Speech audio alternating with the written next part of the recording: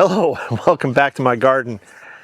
Today, I'm not going to be out in the garden because we got a little bit of rain early this morning. Everything is just a wee bit wet, a little muddy. And I was reminded recently that Mother Nature could always throw you a curveball, especially this time of year where you think you're out of danger of frost, you think you're into spring, and then, I looked at the 10-day forecast a couple of days ago and we were going to get a 33-degree morning. That was no good. That would have been real scary for a lot of these plants because again they're quite young, these snapdragons, and many. This is tobacco right here, Nicotina, jasmine, Nicotina, Nicotiana, I think it's pronounced. Either way, frost like that would have definitely damaged, if not killed, many of these seedlings. And of course I just put my citrus trees out here in the veg garden in place, and I would have had to been scrambling around. In fact, actually I did go on to Amazon and I wound up buying some garden fleece to cover the plants up, because to drag them back into the greenhouse at this point I was like, just for a couple hours it didn't really pay, because the temperature would just dip and then it would go right back up to, I think daytime temperatures were being recorded at like 55 or so. But as of this morning, let's see, the coldest temperature now we're looking at is 46, and that is next Wednesday. That could also change. The temperature could go down lower, it could go up higher. It's springtime. Temperature is all over the place. So the nice owner of my local garden center, she often says she waits until about April 15th to do any planting out, because in her experience we have gotten freezes as late as April 15th here in Eastern North Carolina, growing zone 8B. But last year, our last freeze, I think, was in mid-March, and I started planting out shortly after that, towards the end of March. This year, I feel that our last freeze was in the beginning of March, when we got our last cold front, and things have been warming up steadily. And in fact, I think it's later this week or next weekend. I think it's this upcoming weekend. We're supposed to get 80 degrees. That's crazy, but that's also life down here in the South. We get like 2 weeks of spring and then we're into summer. So I'm going to slow down a little bit on my planting, but it doesn't mean I'm going to stop. I will probably do more planting later this week. I just want to watch that 10-day forecast a little bit longer, just to feel a little safer. In the meantime, there's plenty of things to do here around the garden. There's weeding, there's so much stuff going on. I don't know if you guys remember, about a week ago, my wife and I had purchased 2 more additional Jane Magnolias, and yesterday I planted them out in front of the house, and it looks awesome. Now there's 4 Jane Magnolias there. I think they get to about 20 feet tall-ish and about 8 to 12 feet wide. So over time, probably in the next 10 years or so, they're really going to form just this sort of like a mini hedge. I don't think we're going to keep them trimmed like a hedge, maybe just let them go all natural, but they'll be just 4 big magnolias, shrub size, out in front of the house. Provides a little bit of privacy, but also puts on a spectacular show in the springtime when these large plants are just filled with flowers. And as you can see now, they've got plenty of flowers on them right now. They're starting to lose their flowers. They only hold on to their flowers for a couple of weeks and then they go away. They're all healthy looking, they're looking good, so I'm pretty happy and excited about that. Also here in the veg garden, I've got peas that are starting to push up, so I'm pretty excited about that, and hopefully I can get a nice little crop of peas before it gets too warm. Peas don't really like hot weather, so hopefully we don't get too hot too quickly, but we'll see what happens, and hopefully I can get some peas out of that in the springtime. I also have my orange tree, Clementine orange tree I believe it is, and that is just blooming like crazy right now. It looks spectacular, so I'm really looking forward to maybe once again, I think last year we got about 6 or 8 oranges off of that tree, so hopefully this year there'll be another bumper crop. So as I said, there's lots of things going on. One of the things I want to do today, since the garden is quite damp, is I want to go into the greenhouse and I want to do some up potting. So let's go take a look at that now. So one of the things that I like to do in the springtime as everything's coming alive is go over to my shrubs cutting bench and take a look at my various shrubs that I have. And this pot right here has quite a few weeds.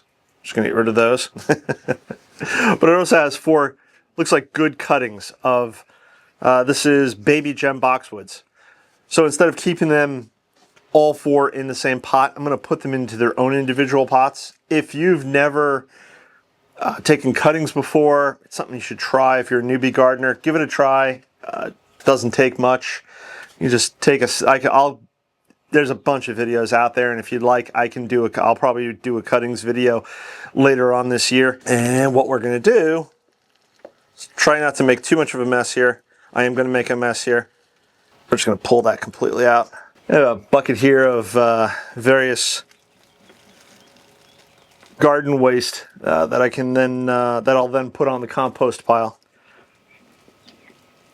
So here's one nice little shrub, and 2, and 3, and 4. One of the things that's important, again, you experienced gardeners know this. If you're new to gardening, this is quite important. Your roots. It's important to have good, healthy roots, and these are good, healthy roots. And I'm thinking that the containers I've picked are no bueno. Your roots don't need to be like the same size as the pot, but I'm thinking maybe to give them a little more space to grow into, because these probably won't get planted out until next year. So I'm going to put these aside and then find bigger pots. Here we go. I think that will work. Plenty of space. So I'm just going to fill this up. Put a little compost on the bottom. Not the one I just had. That's the one I just had. Doesn't matter. Tuck the plant in there.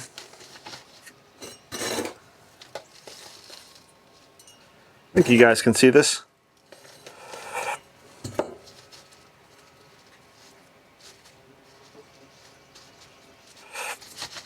Always like to give it a shake, help the potting soil to get down around the roots. There we go. Press that in. All right. And now this baby gem boxwood, which I'll label in a second, has its own pot, its own nutrition. It's not competing with the other plants. And as always, we'll give it a good soak, which helps the soil settle in around the roots.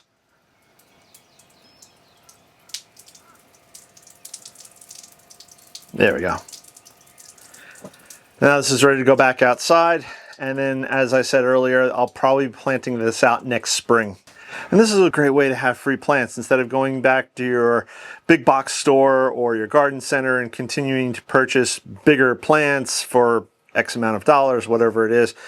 You just take a cutting and then you grow them on, and then eventually they'll be at the proper size. These are probably about a year old. So next year they'll be 2 years old. Hopefully this plant will be significantly bigger. So I said with the other one, I'll plant this out next spring. And this is just one of those great projects to do on a gray, rainy day, although it's not raining right now. We might get more rain later. I hope we get more rain later.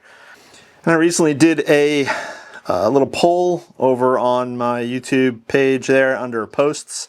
So if you go over my YouTube page, go to posts, you'll see various polls, quizzes, other factual things, behind the scenes photographs, etc., etc. But I asked you guys if you've been getting more rain recently than compared to last spring, because last year I believe most of the country was in some sort of drought condition of one level or another. I know here in Eastern North Carolina, we were very, very dry for a good chunk of the year.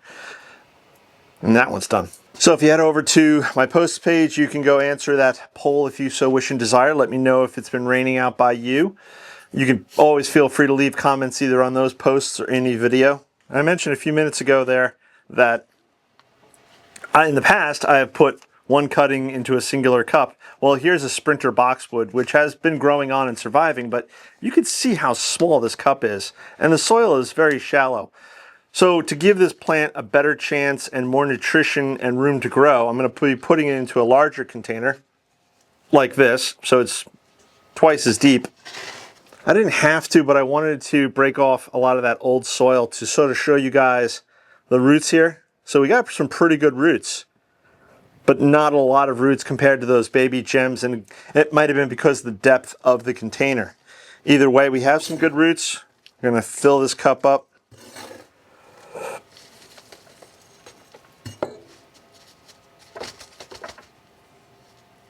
That's settled in there.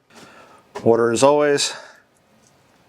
I don't know where you guys are located in the country, but here in Eastern North Carolina, and I know much of the Southeast probably, maybe even by you, wherever you are in the world, pine trees have been going to flower, which means it's pollen season here, and the pollen, there's a fine yellow mist over everything. It's just crazy. Thankfully, I don't have allergies, but the pollen is still so heavy, or has been so heavy, that I'll be outside and my eyes they burn. They just burn because there's so much pollen in the air. It's crazy. Off camera, I turned around and prepared 6 pots for the next thing that I'm going to pot up. And this is going to be different from the boxwoods because these are flowers. And I grew these in these little trays that I have. This is Oklahoma white zinnia.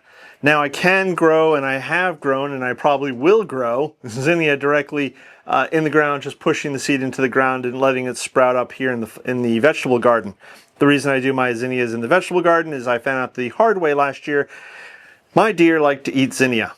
So this year I'll be growing them in the vegetable garden as I did last year, but there's going to be a little extra twist, and which I'll explain more in probably in the next 2 to 3 weeks. Today, what I'm going to do is I'm going to prick these out of this tray. If you're a new gardener and you haven't started sowing your seeds, or if you've gotten to this point, then hopefully this will be of some use to you.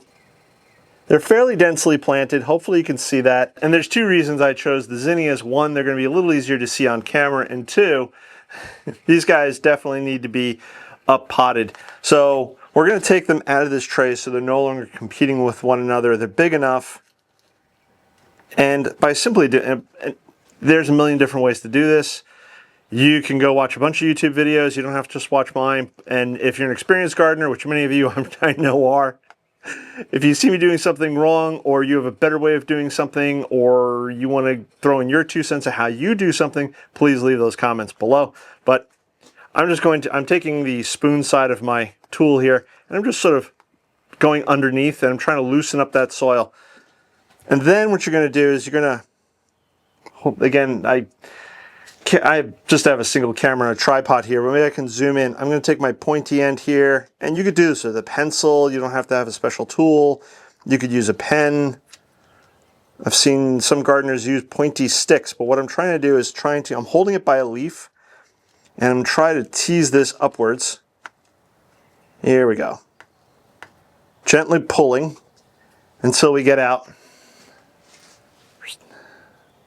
I don't know if this is focusing. I don't think it is focusing because, you know, autofocus is a thing.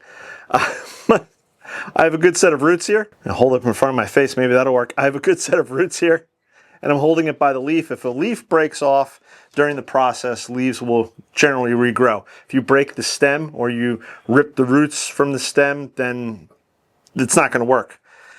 And then I'm just going to make a little hole here, tuck this flower in there, this plant. I've always tried to plant not only just the roots, but also part of the stem. And sometimes I'll bury it right up to that bottom set of leaves. And this way the plant is, especially once it goes outside, it's not going to rock around too much. Hopefully it'll have a really good base and it can grow from there. And this way, even in the greenhouse, the plant isn't as floppy. And now if you notice, when I'm watering it, the plant's really not flopping over because I've got that stem planted. Hopefully, guys, again, you can see that. I don't know if you can see this, how it's going to show up. But the plant didn't flop over. I'm going to prick the next one out. So again, gently pulling up. If you feel some of the roots break, or you think you feel the roots break as you're gently pulling this up, don't panic. As long as the majority of the roots are on the plant can afford to lose a couple of roots. It's not going to die, or shouldn't. Again, just getting that hole in there, and then tucking this guy in, pushing the soil around him. Couple of taps, and then give it a good soak to help that potting soil settle in around the plant. The autofocus is a pain, but the plants here in the middle are bigger than a couple of these smaller ones. So I'm not going to keep the smaller ones. I could, but I'm not going to. But I only want about 8 of these plants, 6 to 8 of these plants. So that's what I'm going to do. I'm going to look for the biggest ones, and I'm going to tease them out. And then pot them on. I think I'm going to stop at 6 for those. Now I do have these extra ones, and again, I could up pot them. I could give them away. I could do a bunch of things, but I'm limited for space here in the greenhouse, and there are many other plants here in the greenhouse that will need to be up potted over the next couple of weeks. Now I have another tray here of zinnia. This is Mazurkai. I'll try to leave a picture up over here. And these, I think, are big enough now that I will up pot them, but I'm not going to bore you with that. It's going to be the same process of me pricking out the plants, putting them into small pots, giving them a good thorough watering, and putting them over on the bench to grow on. Once they get to a certain size, and once I'm very confident that there will be no freezes, then they'll either go out to the potting bench or they'll go directly into the ground if and when the ground is ready. I still have to prepare the in-ground beds for what I'm going to do with them this year. I will be doing a whole nother video about that in probably another week or maybe 2. I have to see how the weather goes and everything else that's going on around here, but I will be doing a video on that. Now, as you can see, the greenhouse is still pretty full, but over the next few weeks, it's going to start emptying out fairly quickly. So I think that's about all I got for today. I am going to finish potting up those zinnias off camera. If you guys have any questions, comments, etc., please leave them below. I might do another video. I might do a video in the middle of this week. We'll have to see how things go because, again, as that future weather report comes in and I feel a little more comfortable planting certain things out, I'll be doing that. But I also still have some flower beds to clean up and prepare for planting out. So if you haven't subscribed, please subscribe. Click that bell icon to be notified when I do post a new video. Sophie here would very much appreciate it. Oh. She was outside the other day sniffing around. When she came back in the house, her nose was green from all the pollen. But she is enjoying the warmer weather, being outside. She enjoys chasing the crickets that are all coming up, doing their crickety things, and all the other bugs and birds. And the garden is coming alive. Spring is definitely here. I think it was the first day of spring was back on, what, the 20th? So spring is definitely here. Hopefully no more freezes, at least for me, here in Eastern North Carolina in the upcoming future. And with all that being said, I'm going to catch you guys in the next one. Bye-bye.